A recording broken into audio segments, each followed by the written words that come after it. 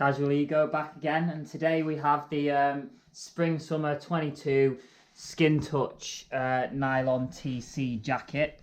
For me, this jacket is about as spring/summer as you can get. It's very, very thin. Normally, with a jacket that thin, you'd expect it to be cheap and nasty, but not this. You can really feel the quality in this when you touch the fabric, really smooth, really durable.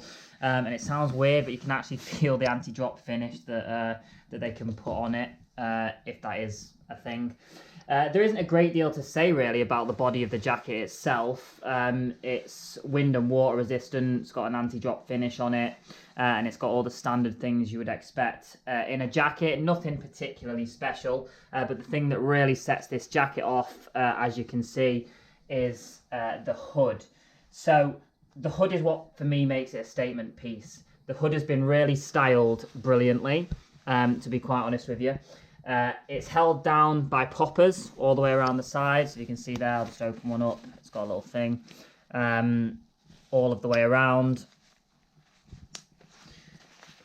It's also got this nice contrast between the nylon of the jacket and then this sort of like glossy material. I know a lot of people don't like those sort of bin bag jackets, and this really doesn't have that feel to it, despite the glossy look on the hood. So basically the function of the poppers is that when the hood is up, it sits really nicely, really close to the to the neckline and gives the hood a really nice shape. And then when you open up the poppers, it's a completely different thing. When the hood is on and it's down, it looks unreal. Arguably one of the nicest hoods that I've ever seen, especially on a Stone Island jacket, even if it is horrible at first glance or when you see it hanging up. It does get a bit weirder when you undo the poppers, which I'll just do now and show you. There's only about 3 poppers that go all the way around, so it's not a particularly big job. But it's one of those weird wind tunnel hoods. As you can see there, it would sort of come out from your face quite considerably. In my own opinion, it looks better worn down because it's sort of one of those high fashion style hoods that protrudes, and to be honest, it just looks daft in my opinion, or at least it would if you was just going down the pub or watching the football or something like that. Otherwise, moving back to the jacket, got a nice Stone Island coat hanger there. I'll go through where I bought it from a little bit later in the video. Go through all of the usual features that we would expect to see. We've got the standard badge on the left arm, obviously with the care and instruction leaflets in there on how to wash it, etc. Then we've got the standard 2-way YKK zips. Really smooth, work really well. If we just open that up, on the inside we've got the swing tags, the standard Stone Island logo there. We've got sort of the informational sew-on patch they put on the inside of almost every jacket. At least I've not reviewed or seen one that doesn't have it. Then over here we've got the RFID tag, which is a new addition on the 2022 jackets, and the new Certi logos. As I said in my last video when I did the soft shell, they're quite papery, these new ones, but it's definitely a good way of telling whether a jacket is new season or old, and potentially a good way of spotting a fake if anybody is trying to already fake the new seasons.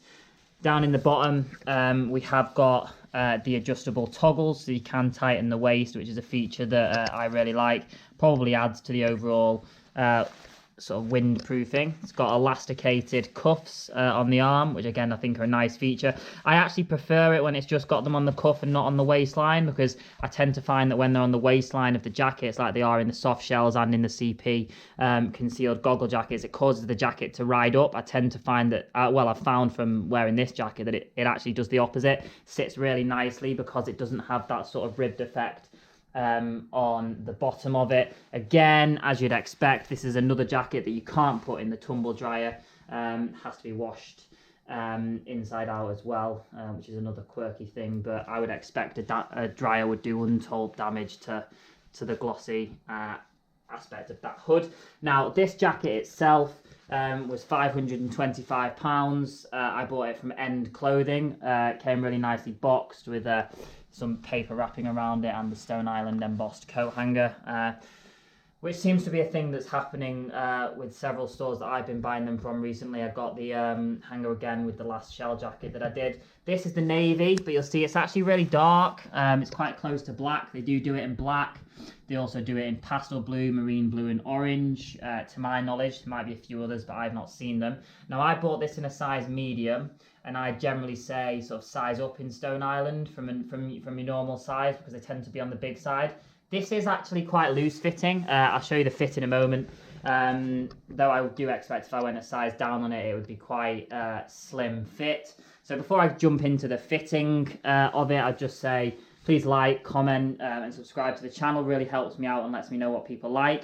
If anybody's got any specific reviews that they want doing, let me know, and I'll obviously do my best to get it done. Okay, so this is it on. Quite a nice fit, to be honest with you. I'll turn around so that you can see the hood on properly, but it's quite a nice fit. As I say, this is a size medium. If I turn around, you can see the detailing on the back of the hood there. Pop the hood up. Just before I do that, you'll see that it's, in my opinion, it looks much better down. If you put it up like that, I feel like it just looks a little bit daft. And if I unpop it,